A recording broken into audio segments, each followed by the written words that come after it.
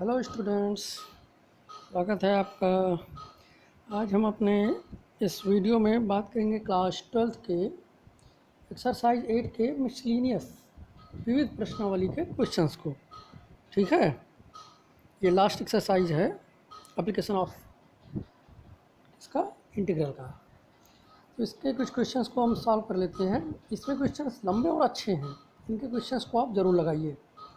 ठीक है, हर एक क्वेश्चन एक अलग टाइप का है, आपको क्वेश्चन को बहुत ध्यान से देखना और समझना है। ठीक है, तो चलिए हम आज का अपना पहला क्वेश्चन लेते हैं, क्वेश्चन नंबर 4। देखिए, जो फर्स्ट, सेकंड और थर्ड क्वेश्चन है वो आपके एक्सरसाइज 8.1 और 8.2 से लग जाएंगे। उस तरीके के क्वेश्चंस उनमें एक्सरसाइज में हैं। अब आपको जो है इसमें उन क्वेश्चंस को हम बताएंगे जो उसमें ना हो, क्योंकि वो उसी एक ही टाइप के कई क्वेश्चंस को करने का कोई मतलब नहीं है। आप लोग उसको सॉल्व करते रहिए, इससे कोई दिक्कत नहीं होगी। और हम जो है अपने डिफरेंट टाइप के क्वेश्चंस को देखते हैं। ठीक है, तो आइए हम क्वेश्चन नंबर 4 ले है हमारा, y is equal to mod of x plus 3 का ग्राफ खींचो एवं integration of -6 to 0 mod of x plus 3 dx का मान ज्ञात करो। आपसे कहा गया है कि y is equal to mod of x plus 3 का ग्राफ खींचो और ये जो दिया गया है इसका मान निकालना है। तो अब y is equal to mod of x plus 3 का ग्राफ खींचेगा। वैसे भी हम नॉर्मली हर क्वेश्चन में पहले फिगर ही बनाते हैं, मतलब ग्राफ ही एक तरीके का। ठीक है, बाद में जो बंद एरिया होता है, बद्ध एरिया, उसी का हम एरिया निकालते हैं। तो हमें वही करना है। लेकिन आप देख रहे हैं y is equal to mod of x plus 3 लिखा है, तो आपको लग रहा होगा ये तो एक ही इक्वेशन दिया गया है, तो इससे कौन सा एरिया बदलेगा, और कुछ दिया भी नहीं गया है। तो क्या करें हम, तो याद रखिए, और पीछे भी कई क्वेश्चंस आए थे जिसमें हमने इसको लगाया हुआ था कि y मतलब मॉड ऑफ था। क्वेश्चन आपका मॉड में दिया गया था, जिसे मॉड ऑफ x प्लस 3 है, इसका इंटीग्रेशन करना था। तो हम इसको तोड़ देते थे प्रगुण लगाकर। आया ना, a to b integration of f x d x बराबर a to c f x d x plus c to b f x d x करते थे, जिसमें से देख के, इसको देख कर हम लिमिट निकालते थे जो मॉड में दिया होता था। फिर देखिए, एक में माइनस बाहर आता था एक, और एक में प्लस बाहर आता था। वही मेथड यहाँ भी किया गया है। या याद रखिए, अगर किसी वक्र का इक्वेशन आपको दिया गया है और वो मॉड में है, तो इसका मतलब वक्र का वो एक इक्वेशन नहीं है, वो वक्र का दो इक्वेशन है। ठीक है, एक धन अक्ष की तरफ, एक ऋण अक्ष की तरफ, वो एक्स वाई कोई भी हो सकता है। तो यहाँ देखिए हमारा है y is equal to mod of x plus 3। देखिए हमने नोट किया y is equal to mod of x plus 3। इसकी पॉजिटिव वैल्यू कब होगी, देखिए हमने लिखा है x प्लस 3 मतलब पॉजिटिव वैल्यू जब x is greater than or equal to -3 होगा। मतलब जब x का मान -3 या उससे बड़ा होगा, मतलब -3 हो, -2, -1, 0 या और पॉजिटिव नंबर्स होंगे, तो मॉड ऑफ x प्लस 3 की वैल्यू क्या आएगी, पॉजिटिव आएगी। ठीक है, और माइनस ब्रैकेट में x प्लस 3 होगा कब, जब x is less than or equal to -3। मतलब जब x का मान -3 या उससे छोटा होगा, मतलब -3, -4, -5, -6 ऐसे ही बढ़ता जाएगा, तो क्या होगा, वो निगेटिव वैल्यू आएगी। वो आप इक्वेशन से देख भी सकते हैं कि x plus 3 is equal to 0, तो x इज इक्वल टू -3। तो -3 उसका वो पॉइंट है जिस पर इसकी वैल्यू 0 हो जाएगी। -3 के क्या हो गया, राइट में जाओगे तो बड़ा हो जाएगा और लेफ्ट में जाएगा तो छोटा मान मिलेगा। तो वही यहाँ पर किया गया। अब इसका मतलब हमारे पास दो इक्वेशन हो गए। तो आप समझ गए ना कि मॉड का मतलब है कि वो लिखा एक ही इक्वेशन की तरह होगा, लेकिन होंगे दो। ठीक है, और वो जो दिया गया होगा, जो मॉड के अंदर होगा, उससे हम स्पेसिफाई करेंगे कि कौन कौन सा बनेगा। ठीक है, कहाँ से क्या इंटरवल क्या होगा या कुछ, वो चीज़ें आप इसमें देखिए तो क्लियर हो जाएगा आपको। तो देखिए हमने y is equal to mod of x plus 3 को ये पता लगा लिया कि हाँ, यहाँ से यहाँ तक ये पॉजिटिव, यहाँ से यहाँ तक ये नेगेटिव होगा। ये चीज़ पता चल गई ना। अब हम क्या करेंगे, इसकी वैल्यू निकालेंगे, जिससे हमें इसका ग्राफ बनाना है। ग्राफ बनाने के लिए हमें निर्देशांक चाहिए, तभी तो हम बना पाएंगे। तो देखिए, जैसे अनुरेखण में आपने पढ़ा था ना, लेबंध में, रैखिक प्रोग्रामर या अनुरेखण जो उसमें लेबंध में रहा होगा कि रेखाओं को दिखाना, वही मेथड हमने यहाँ पर अप्लाई किया है। देखिए क्या किया है, x is greater than or equal to -3, तो y इज इक्वल टू क्या होगा x प्लस 3। इस इक्वेशन के लिए हम क्या है एक्स वाई के निर्देशांक प्राप्त कर रहे हैं। तब देखिए x is greater than or equal to -3 कहा था, तो देखिए -3 रख दिया, तो y की वैल्यू यहाँ से देखिए क्या हो जाएगी 0। फिर इज़ ग्रेटर दैन ना मतलब बड़ा, तो -2 रख दिया, -1 0 1, इस तरीके से 4-5 मान हमने रख के निकाल लिए।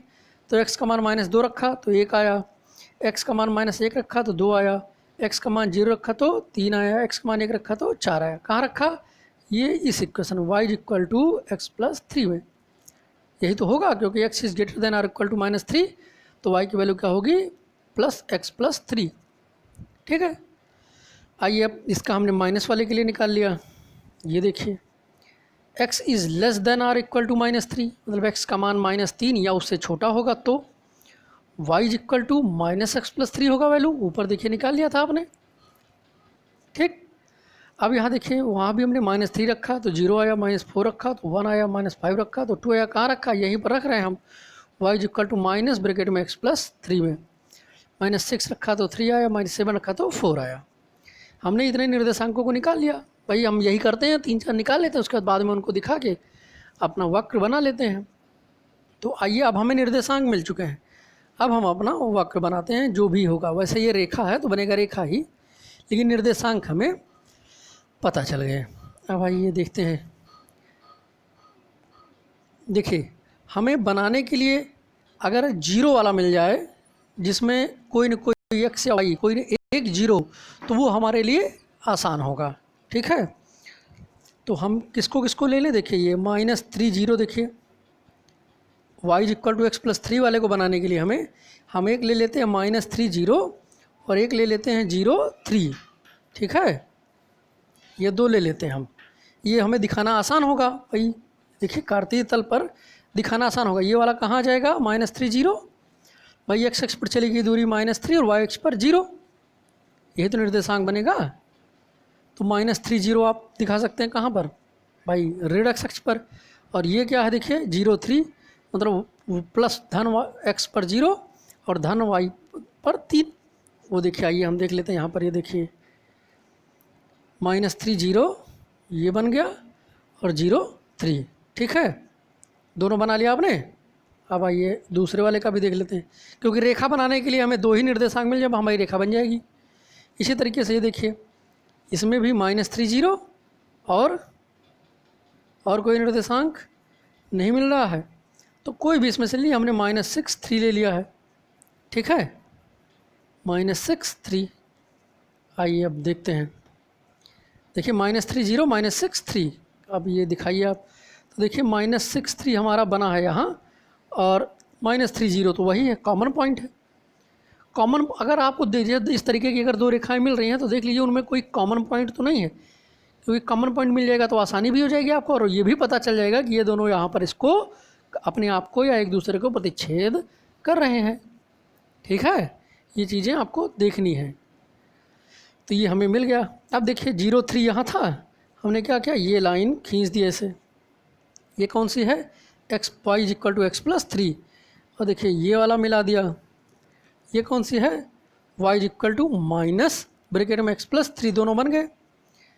ठीक, इसके बाद आपसे कुछ कहा गया था, कहा गया है, देखा नहीं है आपने। देखिए क्या कहा गया है क्वेश्चन में। देखिए अब क्वेश्चन में, अब देखिए आपने बना लिया, लेकिन अब आप सोच रहे होंगे कि ये तो कोई बंधा हुआ एरिया यहाँ पर मिल ही नहीं रहा है, कोई बद्ध एरिया नहीं है, तो फिर क्षेत्रफल कैसे निकलेगा। तो बद्ध एरिया के लिए देखिए इन्होंने क्षेत्रफल निकालने के लिए कहा ही कहाँ है। ये देखिए क्वेश्चन वही कहा इन्होंने, निकालना क्षेत्रफल ही है, लेकिन तरीका बदल गया है कहने का। इन्होंने देखिए क्या कहा है, ये कहा है -6 to 0 mod of x plus 3, मतलब मॉड ऑफ एक्स प्लस 3 के द्वारा उतने एरिया का क्षेत्रफल निकालना है जो -6 से लेकर 0 तक है। लिमिट देखिए इसकी, -6 to 0 तक। मॉड ऑफ एक्स प्लस 3 जो फिगर बना रहा है, जो वक्र बन रहा है, उसमें -6 से लेकर 0 तक का एरिया आपको निकालना है। लिमिट देख लीजिए। ठीक है, आइए अब देखते हैं आपको।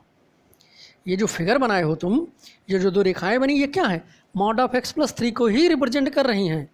ठीक, अब इनसे बंधा हुआ कोई एरिया नहीं था, लेकिन उन्होंने क्या कहा है -6 to 0, मतलब ये देखिए -6 यहाँ था, यहाँ से हमने लंब डाल दिया, यहाँ से हमने लंब डाल दिया, ये देखिए -6 to 0, 0 ये है आपका मूल बिंदु, मतलब हो गया।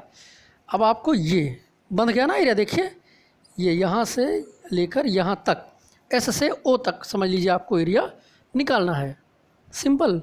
ये लाइनिंग देखिए बन गया आपका। -6 to 0 उन्होंने कह दिया ना, जब ये लंब डाल दोगे तो ये एरिया बंध जाएगा कि नहीं एक्स अक्ष से आधार। तो ये आपका जो लाइनिंग किया है हमने, यही एरिया आपको निकालना है, ठीक है। अब आपको निर्देशांक सारे मिल ही गए हैं। ये एरिया जहाँ लंब डाला आपने वो कहाँ बना, एस पर मिल रहा है। पी से जो लंब डाला है तुमने वो एस पर मिल रहा है, और इसका निर्देशांक क्या हो जाएगा -6, 0, क्योंकि किसी भी अक्ष पर एक्स अक्ष है तो वाई 0 होगा, वाई अक्ष है तो एक्स 0 होगा, जैसे यहाँ देखिए, ठीक। और ये तो ओ तो मूल बिंदु है ही है 0, 0।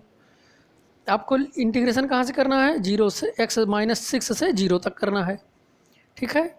अब आइए आप देखिए, हम देखते हैं कैसे निकाला जाएगा इसका एरिया। ये देखिए अभीष्ट क्षेत्रफल, अभीष्ट क्षेत्रफल के लिए उन्होंने खुद ही कहा था कि -6 to 0 mod of x + 3 dx, तो वही हमारा, हमने भी उसको कह दिया। हाँ, वो क्षेत्रफल ही निकालने के लिए उन्होंने कहा है, कहने का तरीका बदला हुआ है, ठीक है। इस टाइप के क्वेश्चंस ज़्यादा इंपॉर्टेंट हो जाते हैं आपके लिए, कॉन्सेप्ट का इस्तेमाल यहाँ पर हो रहा है, ठीक है। अब आइए इसको हमने देखिए वही वाला प्रगुण है, सेम ऐसा ही क्वेश्चन आपको दिया गया था, -6 to 0 mod of x + 3 dx, integration करिए तो आप यहाँ प्रगुण लगाते थे, ठीक है। प्रगुण था आपका -a to b f x dx बराबर क्या था,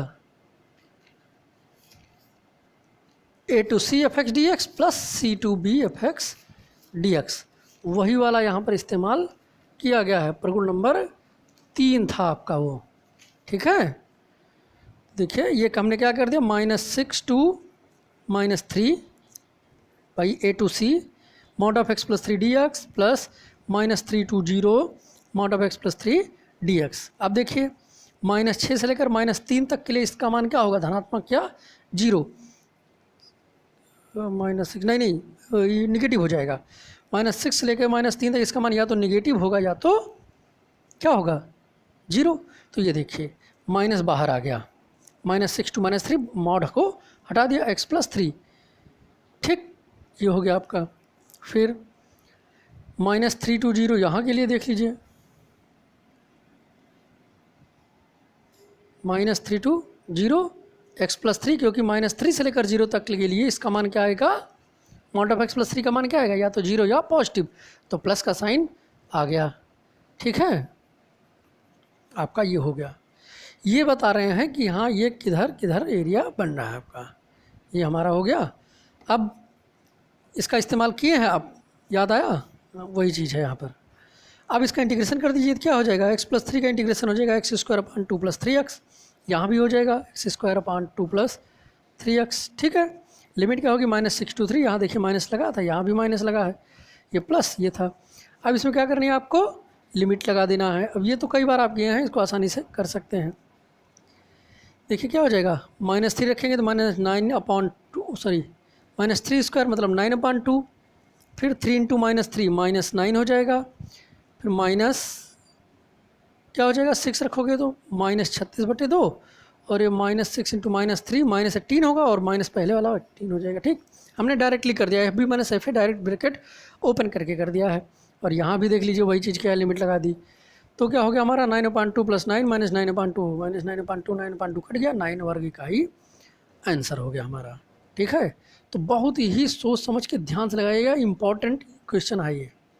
वैसे इंपॉर्टेंट ये पूरा चैप्टर ही है, 1 से 2 क्वेश्चन आपका आएगा ज़रूर, 10 से 12 नंबर का क्वेश्चन आप इसमें फंसाएंगे, ठीक है। तो चलिए हम अपना अब अगला क्वेश्चन देखते हैं।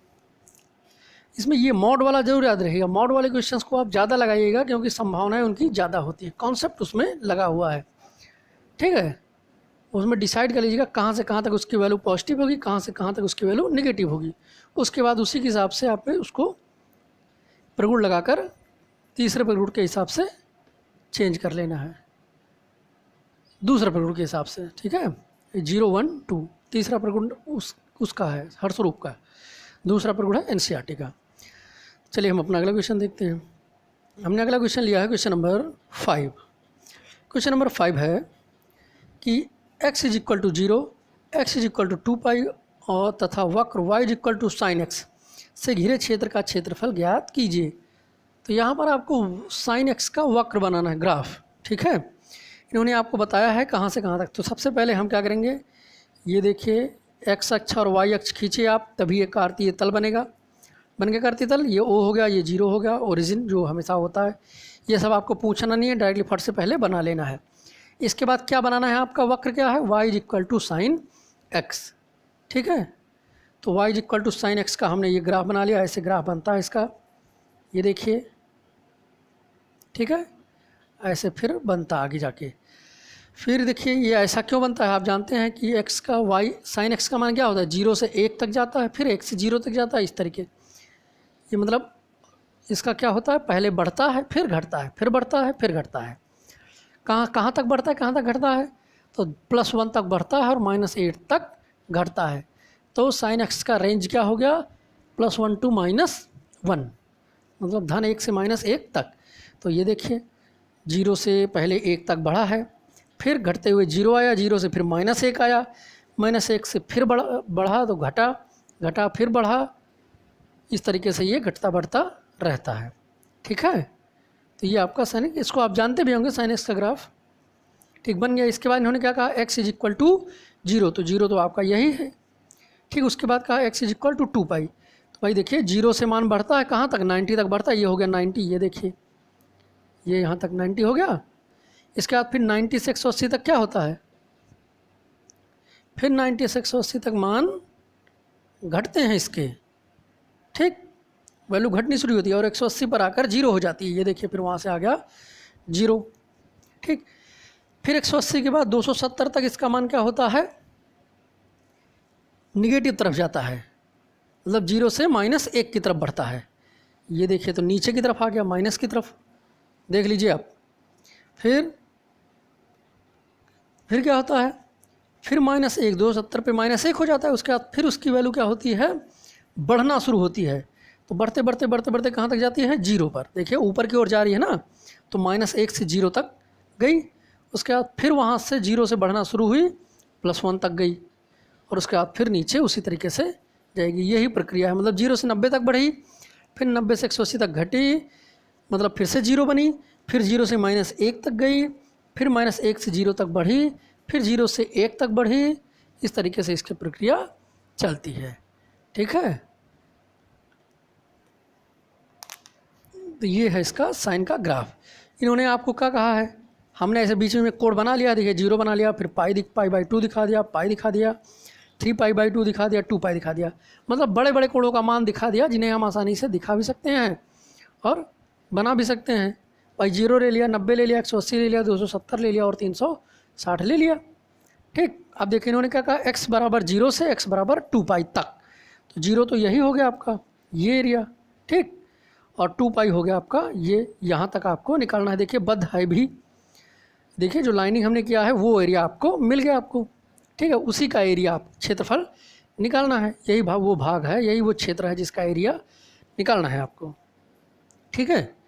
अब क्या किया जाएगा, इसको किया कैसे जाए, तो पहले हम इसको यहाँ से लेकर O से लेकर A तक का एरिया निकालेंगे अलग, और A से लेकर ये एकदम B तक का एरिया निकालेंगे अलग, और दोनों को बाद में जोड़ देंगे। क्यों, क्योंकि ऊपर ये देखिए O से लेकर A तक क्या है, पॉजिटिव तरफ है, ठीक है।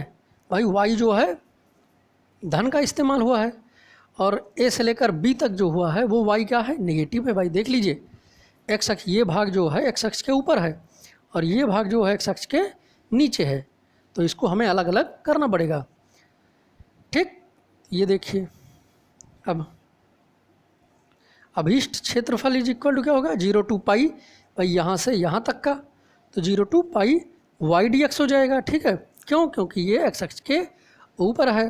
फिर plus π/2 to 2 pi minus y d x, y है लेकिन ऋण वाई है, मतलब माइनस वाई अक्ष पर, तो माइनस वाई डी एक्स यहाँ पर इस्तेमाल किया जाएगा। ठीक है,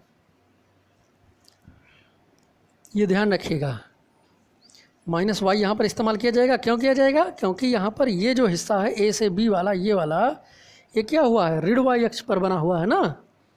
ये ग्राफ है आपका, कोई वक्र नहीं दिया गया, ये ग्राफ बना हुआ है साइन एक्स का, तो इसलिए इसमें क्या किया जाएगा, माइनस वाई इस्तेमाल किया जाएगा।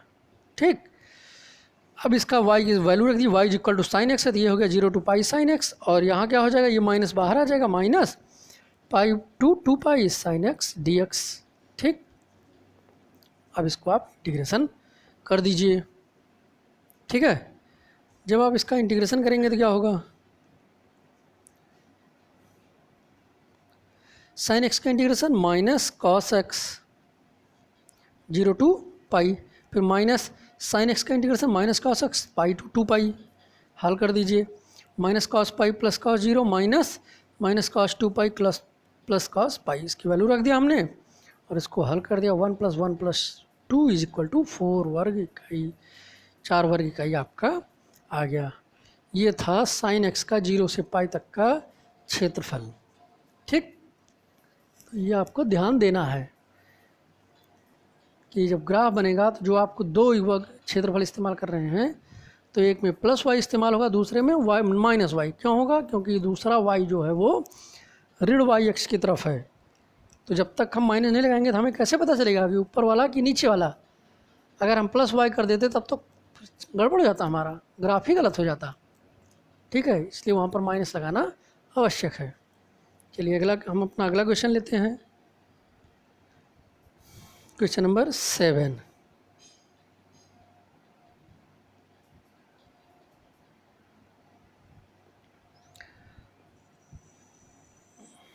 परवलय 4y = 3x² एवं रेखा 2y = 3x + 12 से घिरे क्षेत्र का क्षेत्रफल ज्ञात कीजिए, निकालना है हमें। परवलय 4y = 3x², अगर इसको हम सॉल्व कर दें, देखिए हमने पहले देखिए, अब हम यहाँ पर आपको थोड़ा सा और अच्छे से बताने की कोशिश किए हैं कि परवलय 4y = 3x²।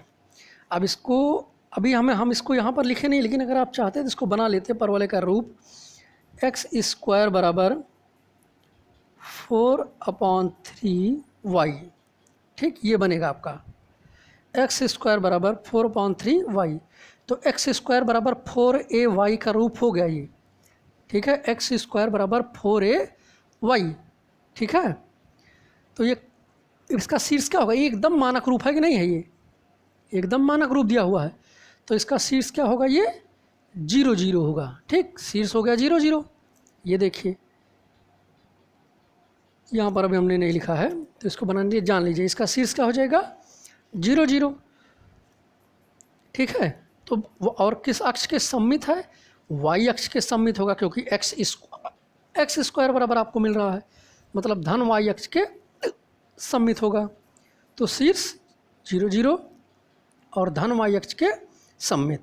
ठीक है, ये देखिए बना लिया हमने, ये देखिए परवलय बना हुआ है ना, ये शीर्ष 0 0 और धन y अक्ष के सम्मित हो गया।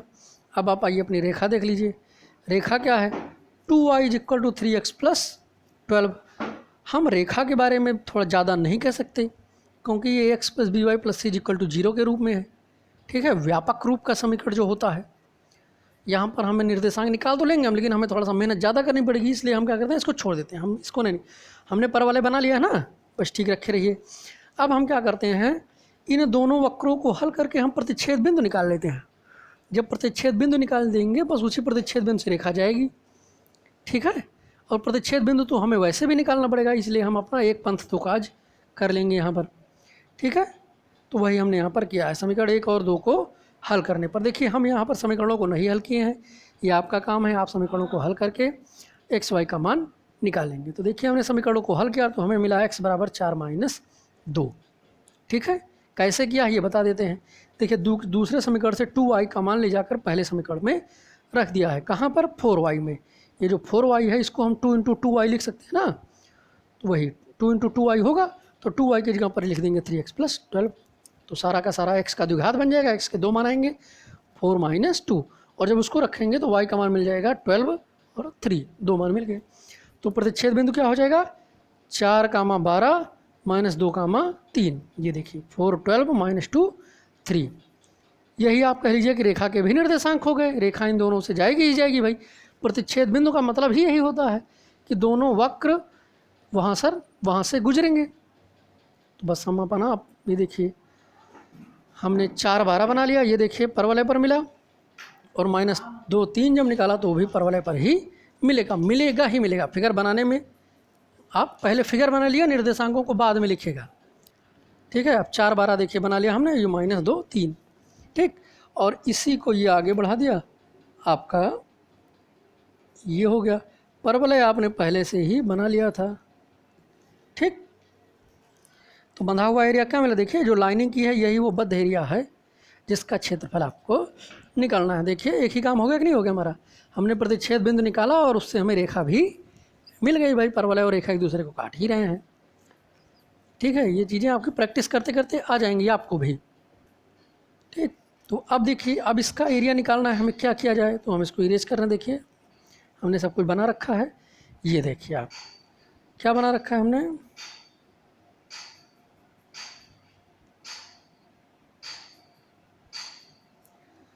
देखिए आपको कौन सा एरिया बनाया, आपको निकालना है POQP। ये इस भाग का क्षेत्रफल निकालना है। लेकिन अब इस भाग का हवा में क्षेत्रफल थोड़ी निकलेगा, उसको हम किसी न किसी का आधार मानेंगे। तो हमने उसको आधार में क्या ले लिया, x का आधार ले लिया। ये देखिए ऐसे लंब डालकर, ठीक। जो उसके हाईएस्ट पॉइंट थे बाहर वाले, उनसे हमने लंब डाल दिया। देखिए P और Q थे जो उसके 2 कोने थे, वो अलग थे, उनको हमने लंब डाल दिया। तो अब हमें क्या मिला, ये देखिए PRSQP, ये मिला कि नहीं मिला। ये पूरा एरिया मिल गया ना आपको, ये ऐसे, ये PRS या कहिए कि RSQPR, ये पूरा बड़ा एरिया एक मिल गया आपको, ठीक। तो वही हम यहाँ पर करेंगे। हम क्या करेंगे, PRSQP का क्षेत्रफल निकालेंगे, ठीक। उसमें से क्या करेंगे, उसमें से PRSQOP को क्या करेंगे, घटा देंगे, ठीक है। ग्रीन वाले से ये जो बैगनी वाला है इसको क्या करेंगे, घटा देंगे। तो हमारा ये जो लाइनिंग एरिया वही तो बचेगा। ध्यान देख लीजिए, P, अब नाम, उनके नामों को हम बोल रहे हैं नाम के हिसाब से। देखिए PRSQP,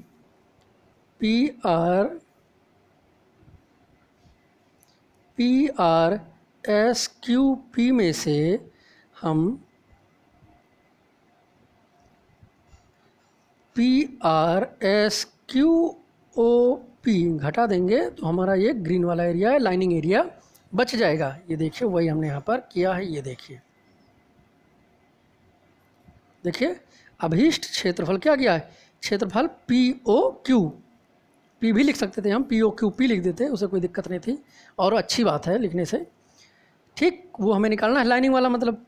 लेकिन लाइनिंग वाला एरिया कैसे निकलेगा, क्षेत्रफल PRSQ बड़ा वाला, ठीक, पूरा, माइनस क्षेत्रफल PRSQOP, ये देखिए जो खाली छूटा हुआ है ये वाला एरिया, ये वाला, ठीक, घटा दिया, हमारा लाइनिंग एरिया बच जाएगा, ठीक है। अब देखिए PRSQ में कौन सा वक्र इस्तेमाल हुआ है, आप बताइए। PRSQ ये बड़ा वाला एरिया बनाने में कौन सा वक्र इस्तेमाल हुआ है, रेखा, ठीक है।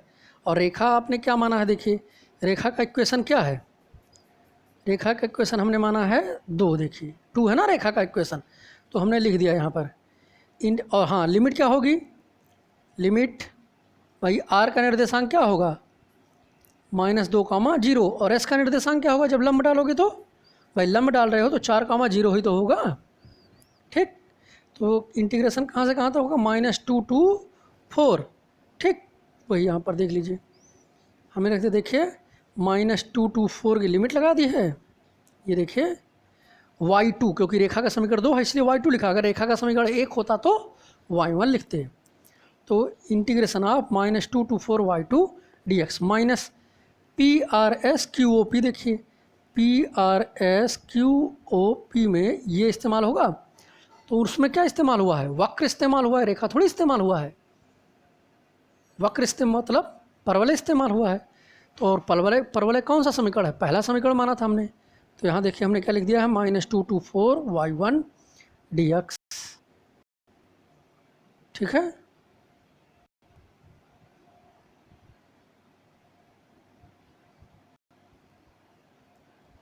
y1 dx हो गया आपका,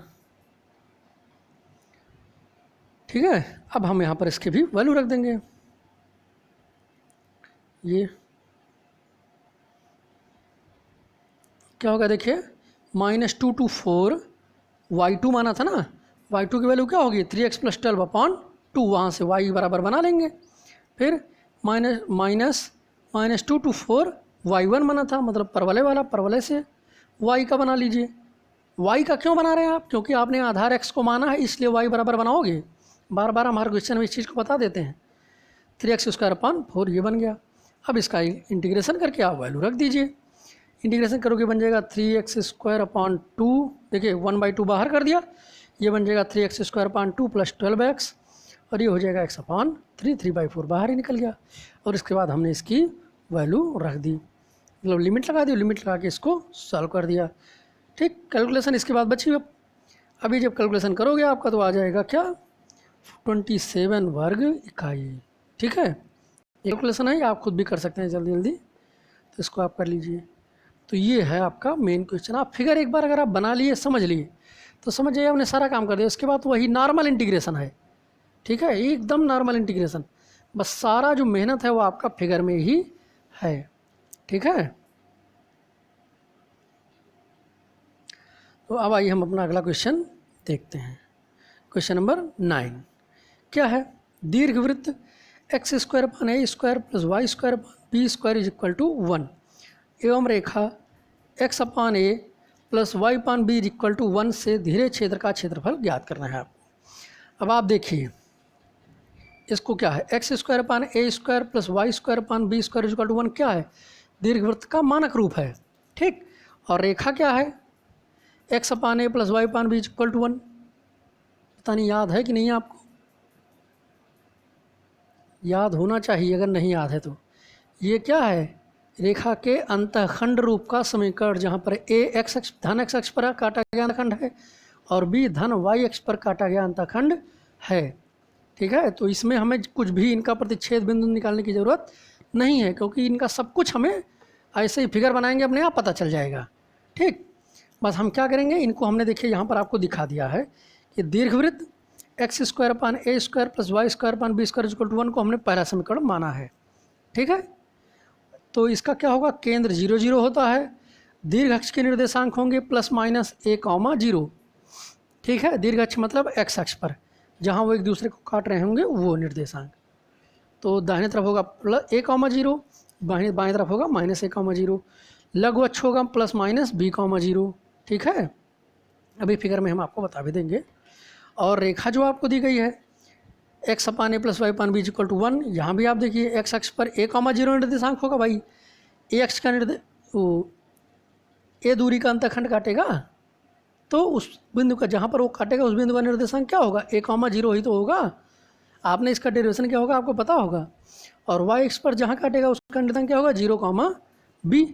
आपको सब कुछ मिल गया। आप चलिए बना लेते हैं हम फिगर। ये देखिए, पहले फिगर देख लीजिए। देखिए पहले हम क्या बनाएंगे, दीर्घवृत्त, ठीक है। ये देखिए दीर्घवृत्त हमने ऐसे बना लिया, ठीक। दीर्घवृत्त में शीर्ष क्या केंद्र क्या बताया था, 0 0। ये देखिए केंद्र 0 0 O ओरिजिन है। वो मानक रूप का मतलब ही यही होता है कि जिसका केंद्र मूल बिंदु O 0 0 हो। और देखिए दीर्घ अक्ष क्या कहे गए थे, +-a, 0, मतलब a, 0 और -a, 0। तो ये देखिए ये दोनों क्या हैं, P और, सॉरी इसका नाम ही नहीं लिखा मैंने, कोई भी नाम हो इसका, R चलिए रख देते हैं, R है, S रख देते हैं। अगर इसका हम निर्देशांक s मान लें तो इसका क्या हो जाएगा, -a, 0, क्योंकि ओ से पी की दूरी ए है और ओ से इस बिंदु की भी दूरी ए है। लेकिन चूंकि निर्देशांक जब लिखोगे दूरी ए ही कहोगे, लेकिन जब निर्देशांक लिखोगे तो किस अक्ष पर है ये भी देख के बताओगे ना। तो -a,0 ये हो जाएगा और ये क्या हो जाएगा a,0। तो हमें यहाँ पर सब की ज़रूरत नहीं होती है। दीर्घवृत्त में अगर हमें पूरे दीर्घवृत्त का निकालना है तो हमें एक भाग का निकालेंगे और 4 से क्या कर देंगे, गुणा कर देंगे। ठीक, तो इसलिए हमने पी, क्यू और ओ ये तीनों बिंदुओं को मान लिया। अब इसका निर्देशांक क्या हो गया, पी बिंदु का निर्देशांक क्या हो गया a,0, क्योंकि ये दीर्घ अक्ष वाला है। और क्यू का निर्देशांक क्या होगा, क्यू देखिए y अक्ष पर है ना, क्या होगा y/b² x² प्लस y² मतलब y अक्ष पर b की दूरी। तो यहाँ से यहाँ तक b, तो निर्देशांक क्या हो जाएगा 0, b। ठीक, इसको बना लिया आप a0 और 0, b बन गया। ठीक, ये मिल गए। अब आप रेखा को बनाइए। चलिए, रेखा में आपने क्या पढ़ा था कि रेखा का निर्देशांक धन x अक्ष पर क्या होगा a,0 और y अक्ष पर क्या होगा 0, b। जो आपने पहले से बना रखा ये आपने खींच दिया रेखा। ठीक, बन गया आपका। अब देखिए उन दोनों से बद्ध एरिया क्या है, लाइनिंग की है हमने। ठीक, लाइनिंग किया गया है ना। अब हम इसे मिटा देते हैं। ठीक, जो लाइनिंग वाला एरिया है वही एरिया है जिसका हमें क्षेत्रफल निकालना है। ठीक, अब हमें किया क्या जाए, यहाँ पर देखिए पूरा हम बना हुआ, यहाँ पर से कहीं कोई लंब डालने की ज़रूरत नहीं है। आइए हम फिगर को और अच्छे से देख लेते हैं। अब हम देखते हैं हमें कौन सा एरिया निकालना है। हम क्या करते हैं कि इसके एक भाग का एरिया निकाल लेंगे, या इन्होंने शायद प्रथम चतुर्थांश तो नहीं कहा है, एक बार आप देख लीजिए क्वेश्चन में। ठीक, इन्होंने प्रथम चतुर्थांश नहीं कहा, रेखा के द्वारा घिरा हुआ एरिया कहा है। तो यहाँ पर आपको 4 करने की ज़रूरत नहीं है, सिर्फ आपको यही पहले वाले चतुर्थांश में मतलब इस वाले भाग में जो है यही एक एरिया चाहिए। इसीलिए वहीं हमने निर्देशांक भी माने हैं और वहीं पर नाम भी दिया है, बाकियों को हमने कोई टच नहीं किया। ठीक, चलिए हम इसको और ढंग से समझ लें। ये अब हमें देखिए कौन सा एरिया निकालना है, हमें निकालना है ये वाला PRQP, ये इतना एरिया हमको निकालना है लाइनिंग वाला। ठीक, लेकिन अब इतना एरिया हमने भी आपसे कहा था कि हवा में एरिया नहीं निकलता, उसका कोई न कोई आधार होना चाहिए। तो हम देख रहे हैं अगर Q से लंब डालेंगे तो वो O पर आएगा, मतलब y अक्ष ही हो जाएगा, और P तो x अक्ष पर है ही। तो ये देखिए ऐसे पूरा ये हो गया। अब इसको इरेज करके हम फिर से आपको बता दें, आपको क्या निकालना है, PRQP का एरिया निकालना है ना लाइन वाला। तो उसके लिए हमें करना क्या पड़ेगा, हमें OPRQO ये बड़ा एरिया निकालना पड़ेगा। ठीक, इसके बाद उसमें से आपको OPQO जो त्रिभुज बन रहा है हरा वाला, इसका एरिया निकालना पड़ेगा और बड़े वाले में से छोटा वाला घटा देना है। ठीक, मतलब OPRQO में से OPQ त्रिभुज को घटा देना है। ठीक है, निर्देशांक आपने लिखे ही हैं, आपने आधार क्या लिया है, x अक्ष हम आधार ले रहे हैं, y अक्ष भी ले सकते हैं, लेकिन आदत हमने बताया ना कि हमारी आदत होती है x अक्ष से करना, तो हमने x अक्ष को आधार लिया है। तो लिमिट क्या होगी, देखिए ये पॉइंट आपका कहाँ है 0 पर, तो 0 से लेकर और ये P तक, P मतलब और P पर क्या भाई x अक्ष है ना, आपका आधार x अक्ष है, तो x के निर्देशांकों को लिया जाएगा। तो O पर x के निर्देशांक क्या हैं 0 और P पर x के निर्देशांक क्या हैं 1, तो 0 से a लिमिट रहेगी आपकी। ठीक, दोनों में वही रहेगी, देख रहे हैं ना भाई, दोनों तो O से लेकर P तक ही हैं x अक्ष पर। ठीक है, चलिए आइए अब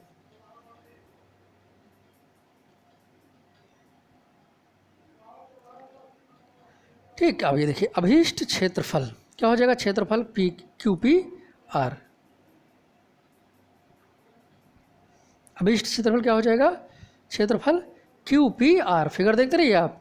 ठीक, लाइनिंग वाला एरिया, लेकिन अब उसको क्या करना पड़ेगा हमें, क्षेत्रफल QOPR, देखिए QOPR माइनस क्षेत्रफल OPQ त्रिभुज। ठीक, इसके बाद क्षेत्रफल QOPR में कौन सा वक्र इस्तेमाल हो रहा है, दीर्घवृत्त। और दीर्घवृत्त को देखिए आपने क्या माना था, समीकरण 1 माना था, मतलब y1 dx हमने कर दिया। ये देखिए हम इस तरीके से लिखते लिखते हमें पता रहे कि हाँ y1 मतलब कौन सा हमने लेना है, y2 मतलब कौन सा वाला वैल्यू रखना, नहीं पता लगे कि y1 में किसी दूसरे का ला के रख दो, y2 में किसी दूसरे का। ठीक, तो y1 मतलब समीकरण 1 वाला y, ठीक है। तो समीकरण 1 आपने दीर्घवृत्त माना था तो हमने y1 dx लिख दिया। समीकरण 2 हमने रेखा माना, ये देखिए 0 to a y2, क्यों? क्योंकि OPQ में कौन इस्तेमाल हो रहा है? OPQ, त्रिभुज OPQ में देखिए रेखा ही तो इस्तेमाल हुई है, तो y2 dx। ठीक, अब हो गया हमारा काम। अब सिर्फ सॉल्व करना है आपको। अब y1 समीकरण 1 से y की वैल्यू निकाल के यहाँ पर लाकर रख दीजिए। ठीक, ये b by a under root a square minus x square आएगा, लिमिट वही 0 to a की रहेगी, माइनस 0 to a की limit b by a minus x आ जाएगा। अब इसके बाद आप इसका इंटीग्रेशन कर दीजिए, यहाँ से b बाई ए बाहर हो जाएगा, under root 0 to a under root a square minus x square, सीधा सीधा ये आपका फार्मूला ही हो गया, minus b by a 0 to a minus x d x. ठीक, तो अब इसका आप इंटीग्रेशन कर दीजिए, तो under root a square minus x square का तो आप जानते ही हैं इंटीग्रेशन क्या होगा, बड़ा होगा। ये देखिए पूरा पूरा फार्मूला हमने लगा दिया, x/2 under root a square minus x square plus a square by 2 sine inverse x by a, सीधा सीधा फार्मूला ही इस्तेमाल हो गया। 0 to a की limit minus b by a minus x का क्या होगा, ax minus x square upon 2, ये हो गया उसका। और उसके बाद आप लिमिट लगा दीजिए और इसको सॉल्व कर दीजिए। ठीक, ये तो आप कर ही सकते हैं। इतना करने के बाद आपका मान आएगा AB बाई 4 पाई माइनस 2 वर्ग इकाई, ये हो गया आपका एरिया। ऐसे ही इसके क्वेश्चन है इसके साथ जो आपको लगा लेने हैं, इसलिए हमने A/B कर दिया। अब A B की वैल्यू कुछ और भी दी जा सकती है, कोई और वैल्यू दे दी जाए, ठीक है, तो क्या दिक्कत है, प्रोसेस तो वही फॉलो होगा ना। ठीक है, तो चलिए आप इसको देख लीजिए, समझ लीजिए। ठीक, आइए हम अपना अगला क्वेश्चन लेते हैं, क्वेश्चन नंबर 11। ठीक है, समाकलन विधि का, इसमें देखिए टाइम लग रहा है आपका। समाकलन विधि का उपयोग करते हुए वक्र mod of x plus mod of y is equal to 1 से घिरे क्षेत्र का क्षेत्रफल ज्ञात करना है आपको। ठीक है, अब यहाँ पर भी देखिए वही सिस्टम है, यहाँ भी भाई आपको ध्यान देना है कि सेम वही प्रोसेस है। यहाँ पर मॉड लगा है, मतलब कि आपको यहाँ पर देखना पड़ेगा। ठीक, एक एक मॉड के हिसाब से बात होगी। भाई देखिए, मॉड ऑफ x को देखोगे तो यहाँ भी 2 कंडीशन बनेगी, मॉड ऑफ y को देखोगे तो यहाँ भी 2 कंडीशन बनेगी। ठीक है भाई, एक प्लस की एक माइनस की x वाले में, एक प्लस की एक माइनस की y वाले में। तो यहाँ हमने देखिए वही चीज़ें कर दी हैं। ये क्या समीकरण, mod of x plus mod of y is equal to 1। ठीक, अर्थात क्या हो जाएगा आपका, एक आ जाएगा, आप क्या करेंगे, प्लस x प्लस y ले लिया, दोनों आप धन ले लिया, तो x plus y is equal to 1 बन जाएगा। ठीक, x plus x minus y ले लिया, भाई मतलब पहले वाले में प्लस लिया, दूसरे वाले में माइनस ले लिया, तो x minus y is equal to 1 बन जाएगा। फिर x माइनस वाई प्लस ले लिया तो ये बन जाएगा, दोनों माइनस ले लिया तो ये बन जाएगा। 4 इक्वेशन बनेंगे ना। ठीक है, तो ये आपके बन गया। अब हम इसको समीकरण 1 2 3 4 ग्रुप में हमने इसको दिखा भी दिया है। ठीक, इसका मतलब कितनी रेखाएं बनेंगी भाई, ये देख क्या किस रूप में है, ax plus b y equal to c के रूप में है, तो मतलब ये रेखा को दिखा रहा है, मतलब ये बनेगा रेखा ही, लेकिन 4 4 रेखाएं। देखिए दिया इन्होंने एक ही है। भाई आपको देख के ये सोचना चाहिए ना कि समाकलन विधि का उपयोग करते हुए वक्र mod of x plus mod of y equal to 1 से घिरे क्षेत्र का क्षेत्रफल निकालना है। अगर ये एक ही रेखा होता तो घिरा हुआ क्षेत्र कैसे होता, एक रेखा से हम घिरा हुआ क्षेत्र नहीं बना सकते। भाई रेखा मतलब स्ट्रेट लाइन, ये सीधी रेखा का समीकरण है, का रूप है ना। तो खुद सोचना चाहिए कि ज़रूर इसमें कोई कॉन्सेप्ट है यहाँ पर। ठीक है, यही कॉन्सेप्ट है कि अगर मॉड लगा हुआ है तो एक बार प्लस और एक बार माइनस का इस्तेमाल करना है आपको। ठीक, अगर x प्लस 3x माइनस 2 ऐसा कुछ है तो फिर आपको लिमिट में उस चीज़ का ध्यान रखना पड़ेगा। हाँ, यहाँ से यहाँ तक ये पॉजिटिव बनेगा, यहाँ से यहाँ तक ये निगेटिव बनेगा। ठीक है, तो हमने ये 4 इक्वेशन बना लिया। अब हम आइए इन चारों को दिखा देते हैं। तो अगर इन चारों को देखिए हमने किया नहीं है, ये तो देख के भी आप जान सकते हैं, इसलिए यहाँ पर करने की ज़रूरत नहीं है। देखिए x plus y equal to 1 है, अगर इसको हम अंतःखंड रूप में बदलें तो ये क्या होगा, x/1 + y/1 = 1। मतलब धन और x और y, धन x अक्ष पर और y अक्ष पर काटा गया अंतःखंड क्या होगा, 1 1। ठीक, ये प्लस प्लस में है ना, तो भाई प्लस का बनेगा। फिर x - y तो क्या हो जाएगा, x/a + y/-1 मतलब 1 - 1। ठीक ठीक, +1 +1 +1 +1 - 1। देखिए इनको दोनों को दिखा लीजिए, ये देखिए इस दूरी पर 1 और ये 1, तो आपका बनेगा 1, 0 और ये हो जाएगा पहली रेखा से। फिर दूसरे वाली रेखा का क्या बना, a अक्ष पर धन x अक्ष पर चलेगी दूरी क्या 1 और y अक्ष पर चलेगी दूरी -1, तो ये वाला बन जाएगा आपका PS वाला। ठीक, PS बना लीजिए। ठीक है, फिर -x + y = 1 को जब बदलोगे तो क्या बन जाएगा, x/-1 + y/1 मतलब x अक्ष पर चलेगी दूरी -1, तो आपका ये R पॉइंट बन जाएगा -1। देखिए तो निर्देशांक क्या हो जाएगा, -1, 0 और ये होगा RY बनेगा। ठीक है, इसके बाद आइए दूसरा वाला -x - y = 1, तो इसको बदलोगे क्या आ जाएगा, x/-1 + y/-1 मतलब x और y, धन x अक्ष पर भी चली गई दूरी -1 और y अक्ष पर भी चली गई दूरी -1, ये बन जाएगा आपका, चारों ये बन जाएंगे। ठीक है,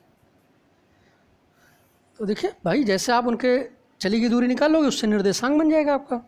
जैसे पहले वाले में क्या बन रहा है, 1 1, धन x अक्ष पर चली गई दूरी 1 और y अक्ष पर चली गई दूरी भी 1 है, तो निर्देशांक क्या हो जाएगा, 1, 0 0, 1। इस तरीके से आप रेखा को बना सकते हैं।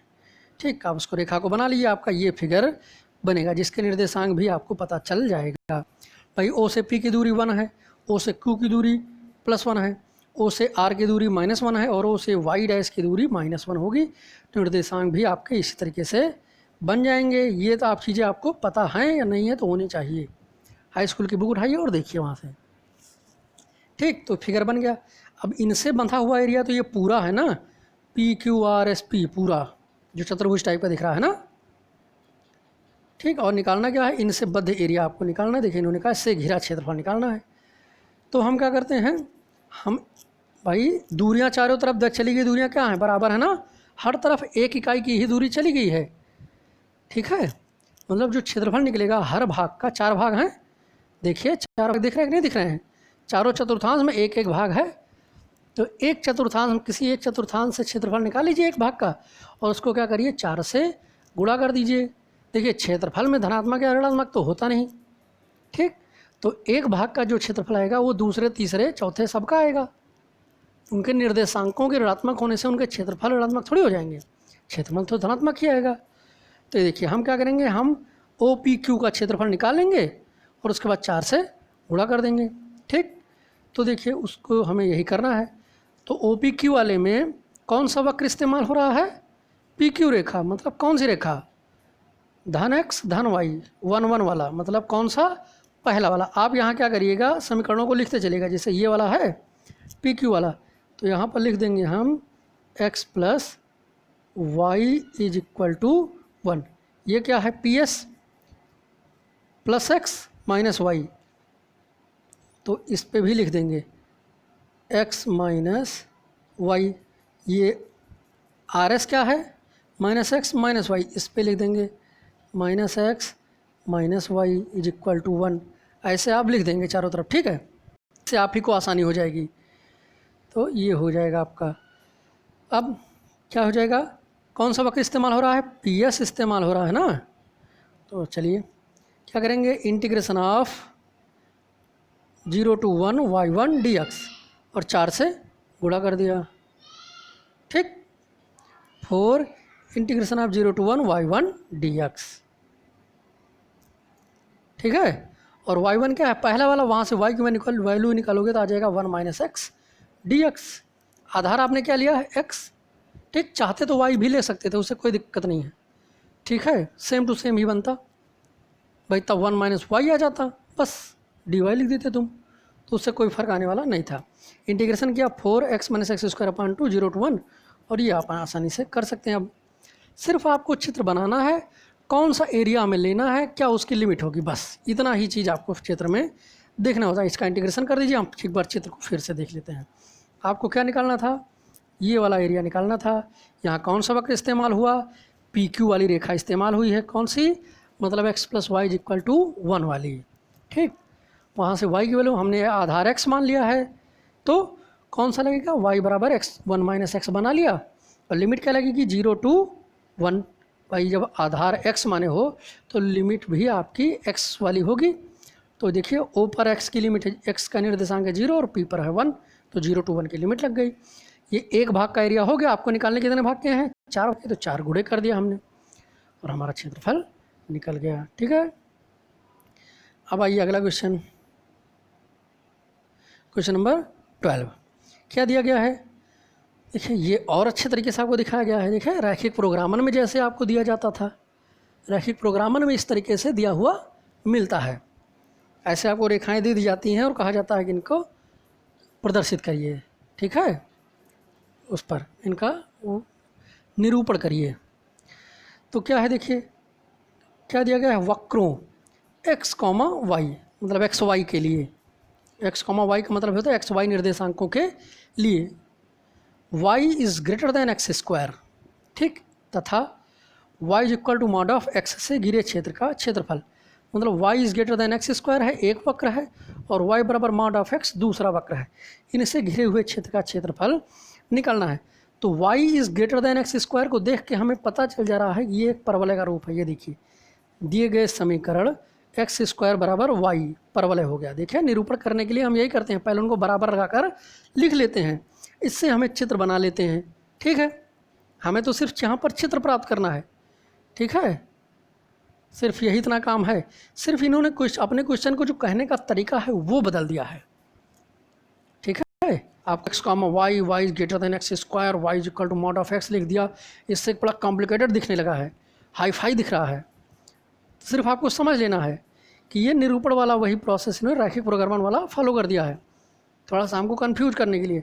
एक्स कॉमा वाई लिखा दिया, मतलब किसी निर्देशांक एक्स वाई के लिए, ठीक है, और y is greater than x square, मतलब y is equal to x square का ही फॉर्म ले लेना है आपको, एक्स स्क्वायर बराबर वाई बन गया, ठीक। समीकरण 1 हो गया। ये क्या है, एक परवलय का रूप है। देखिए हमने कह दिया आपसे परवलय है, जिसका शीर्ष का होगा 0 0 होगा क्योंकि मानक रूप है, और एक्स स्क्वायर बराबर वाई है, मतलब वाई अक्ष के सममित होगा। ये हमने लिख लिया, इतनी चीज़ें हमें पता चल गई, बनाने में आसानी हो जाएगी। फिर आइए y is equal to mod of x क्या होगा, ये एक रेखा नहीं है, ये दो रेखाएं हैं, ठीक, एक प्लस एक्स, एक दूसरा माइनस एक्स।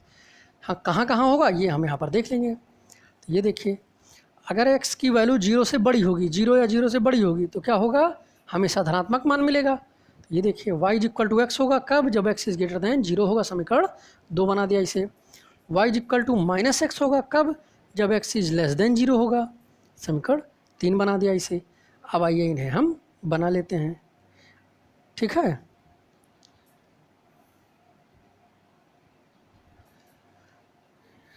ठीक, अब इसके पहले हम एक चीज़ यहाँ पर और देख लिए कि क्या ये कहाँ कहाँ एक दूसरे को काटेंगी, मतलब ये रेखाएं जो हैं ये परवलय को काटेंगी कहाँ पर।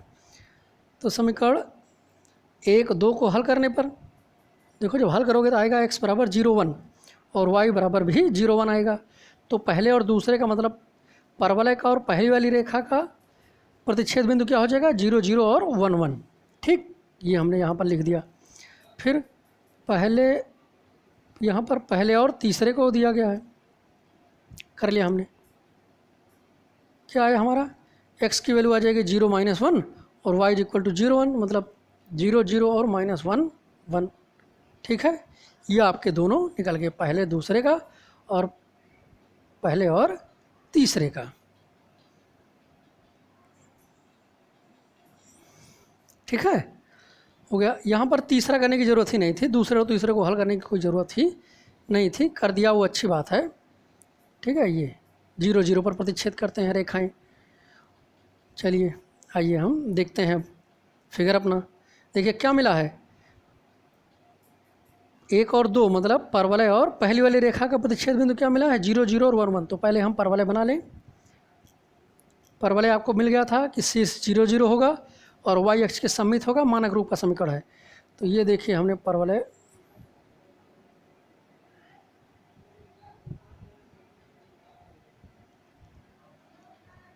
ये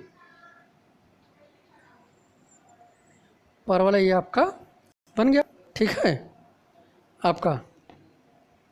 उसके बाद इसीलिए हमने प्रतिच्छेद में निकाला था। अब 0 0 1 1, तो 0 0 1 1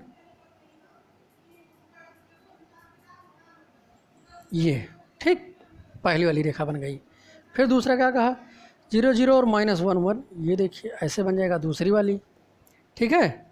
अब बंधा हुआ एरिया देखो क्या बना है, लाइनिंग वाला एरिया ही तो बद्ध एरिया है, ठीक। ये बद्ध हो गया आपका, इसी जो बंधा हुआ लाइनिंग एरिया है इसी का आपको निकालना है, ठीक। चलिए अब हमें इस एरिया निकालना है, लेकिन इसके फिर अभी हमने बार कहा था कि हवा में एरिया नहीं निकलता, इसका हमें एरिया निकालने के लिए किसी न किसी जगह पर टिकना पड़ेगा। तो हमने क्या किया है कि इसके पी और क्यू पॉइंट से, पी और क्यू पॉइंट ही तो हवा में है, इनसे हमने क्या किया है, एक्स अक्ष पर लंब डाल दिया। देखिए ये क्यू से लंब डाल दिया यहाँ और पी से लंब डाल दिया यहाँ पर, ठीक है। तो देखिए अब जहाँ लंब डाले उसका निर्देशांक क्या हो जाएगा, -1 0 हो जाएगा यहाँ पर, और यहाँ निर्देशांक क्या हो जाएगा 1 0। अब इसको निकालने के लिए हमें, अब फिगर में पहले समझ लीजिए अब करना क्या है आपको, ठीक। समझ इतना बन गया ना, अब हटा इसको हम हटा दे रहे हैं। अब हमें यही लाइनिंग वाले एरिया का क्षेत्र निकालना है, तो क्या करें, हम करेंगे 1 भाग का निकालेंगे, ठीक। 1 भाग का एरिया निकालेंगे, बाद में क्या करेंगे 2 से गुणा कर देंगे। भाई दोनों मानक रूप का परवलय है, दोनों रेखाएं भी दोनों तरफ दूरियां भी एक ही हैं, भाई ये भी एक की दूरी पर, ये भी एक की दूरी पर है, ठीक। तो फिर यहाँ पर क्या करें हम, 1 भाग का मतलब ये पहले वाले चतुर्थांश में जो भाग है उसका एरिया निकाल लेंगे, ये इस वाले भाग में जो है उसका एरिया निकाल के दुगना कर दें, भाई इतना हो ही जाएगा ना, ठीक। वही करने जा रहे हैं। क्योंकि यहाँ पर क्या किया जाता है, यहाँ पर हम ये ORP O का एरिया निकालेंगे, ठीक। फिर इसमें से ORPSO को क्या करेंगे, घटा देंगे, बस आपका निकलेगा कि नहीं निकलेगा, बाद में 2 से गुणा कर देंगे। फिर से एक बार हरा वाला एरिया देखिए, ORQO जो त्रिभुज टाइप का है उसका क्षेत्रफल निकालेंगे, -OROS देखिए ये जो पिंक वाला है ORS O का एरिया निकालेंगे और उसके बाद उसको घटा देंगे, ठीक। तो ये इतना भाग आ जाएगा, फिर उसका 2 से गुणा कर देंगे। अब आइए देखिए, आपने आधार x लिया है तो लिमिट क्या होगी 0 to 1 की, क्या हो जाएगा, अभीष्ट क्षेत्रफल देख लीजिए, 2 गुणे क्षेत्रफल ORP माइनस क्षेत्रफल क्षेत्र ORPSO। देखिए हमने यहाँ त्रिभुज लिख दिया है, क्षेत्रफल त्रिभुज ORP माइनस क्षेत्रफल क्षेत्र ORPSO, ठीक। अब देखिए त्रिभुज में कौन सा लाइन इस्तेमाल हुई है ना, लाइन का इक्वेशन कौन सा है, दूसरा है। तो ये देखिए हमने y2 dx कर दिया, लिमिट क्या रहेगी 0 to 1 की ही तो रहेगी, यही वाली 0 to 1, ठीक। तो 0 to 1 y2 dx minus 0 to 1 y1 dx, ठीक है। तो 2 इंटीग्रेशन 2 इंटू 0 to 1 y2 क्या हो जाएगा x, y equal to x ही दिया गया है ना, -0 to 1 x² dx, 2 गुणे x² upon 2 0 to 1 -2x³ upon 3 0 to 1 हो जाएगा। इसका आप वैल्यू रख दीजिए और इसको सॉल्व कर दीजिए, आपका काम खत्म हो जाएगा। सिंपल क्वेश्चन था, सारा का सारा आपका मामला समझ जाइए कि फिगर में ही होता है, ठीक। तो फिगर को पहले ध्यान से समझिएगा और जो हम बोल रहे हैं इसको ज़रूर सुनिएगा, क्योंकि तभी फिगर समझ में आ पाएगा, हर चीज़ लिखी नहीं जा सकती है, ठीक है। तो ये हो गया आपका इतना। अभी इसके और भी क्वेश्चन है 5-6 क्वेश्चन जो हम बाद में बताएंगे। तो थैंक यू क्लास, ठीक है। इसको पूरा लगा लीजिए और समझ लीजिए। चलिए थैंक यू।